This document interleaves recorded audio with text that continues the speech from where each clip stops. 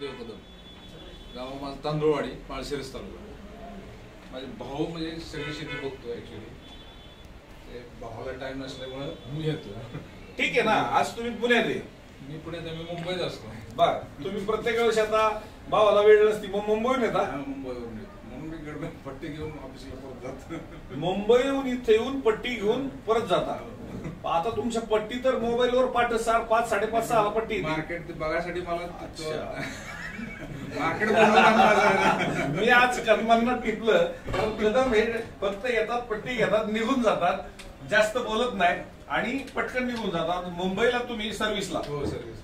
मुंबईला व्यक्ती सर्व्हिसला आहे, भाऊ इकडे तांदूळवाडीला माळशिरस तालुक्यामध्ये शेती करतोय आणि भावाला सोलापूर नेण्यापेक्षा एक भाऊ मुंबईतून येतोय, इथली मार्केटची परिस्थिती पाहतोय, पट्टी घेतोय. पट्टी तर मोबाईलवर पण येते, पण ज्यावेळेस मार्केटमध्ये येतो 4 शेतकऱ्यांशी संवाद होतो, 4 वेगवेगळी वक्ल पाहतो, आपला गेलेला योग्य की अयोग्य, आपलं वजन आलेलं योग्य की अयोग्य, आपल्याला भाव मिळाला योग्य की अयोग्य, कदम हे आपण तपासता. आज एक लक्षात घ्या, तुम्ही एकत्रित कुटुंबामध्ये काम करता. जर एकत्रित कुटुंबामध्ये नसता तर तुम्ही मुंबईहून इकडे आला नसता. आणि एकत्रित कुटुंबाची हीच ताकद आहे की एक पुढे मार्केटिंग करतो, एक कष्ट करतो आणि एक आजूबाजूला पाहणी करतो आणि कुटुंबाची प्रगती होते. आज तुम्ही अनेक, आता मुंबईपासून इथपर्यंत आला, पुण्यामध्ये सुद्धा आल्यानंतर तुम्ही अनेक मार्केटमध्ये भेटी दिली असतील, वेगवेगळ्या दुकानावर पण जाऊन आला असाल, मुंबईमध्ये सुद्धा जाऊन आला असेल. तर मुंबई आणि पुणे, तर ह्याच्यात किडी चौधरी तुम्हाला कुठल्या लेवलवर वाटली? मुंबईत लिलाव होतच नाही.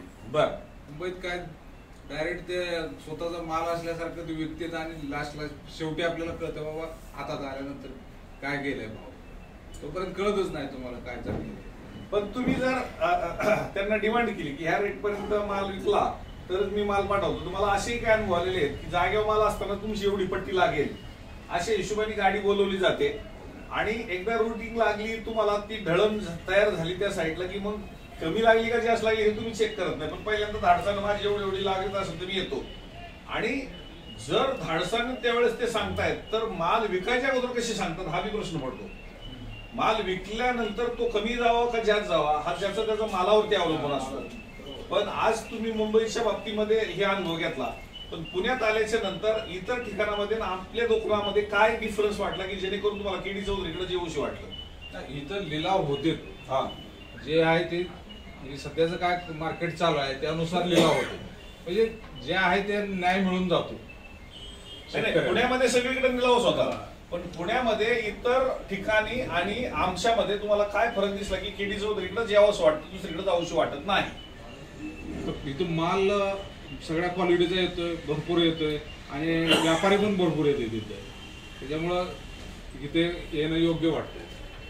हा एक त्यांनी पॉइंट जो टिपला की या ठिकाणी सगळ्या क्वालिटीचा माल येतो आणि सगळ्या पद्धतीचं ग्राहक असतं, माल ज्यादा येतो, त्यामुळं प्रत्येकाची भूक इथं बागल या लेवलचा माल असल्यामुळं ग्राहक कमी जरी दुसरीकडे माल असेल तरी तिथं जात नाही, पण इथं 12 महिने जास्त माल येतो, त्यामुळं तुमच्या मालाला योग्य मूल्य या ठिकाणी मिळतं.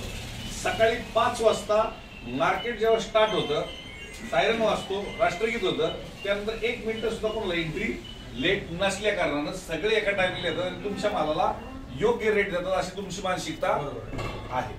खऱ्या अर्थानं आज जर मुंबईहून व्यक्ती इथे येऊन आपली घरच्या मालाची काळजी घेत असेल तर ज्या मातीतून आपण सोनं पिकवतोय, ज्या मातीतून पिकं पिकल्याच्या नंतर आपण शिक्षण घेतोय आणि त्या शिक्षणाच्या जोरावरती जरी मुंबई, दिल्ली, कुठं आज देशात जरी कुठं आपण कार्यरत असेल, पण ती शेवट आपली माती होती आणि त्या मातीसाठी आपण कुठेतरी सगळ्यांनी एकत्र आलं पाहिजे आणि आपल्या कुटुंबाला कुठेतरी ताकद दिली पाहिजे, बरोबर?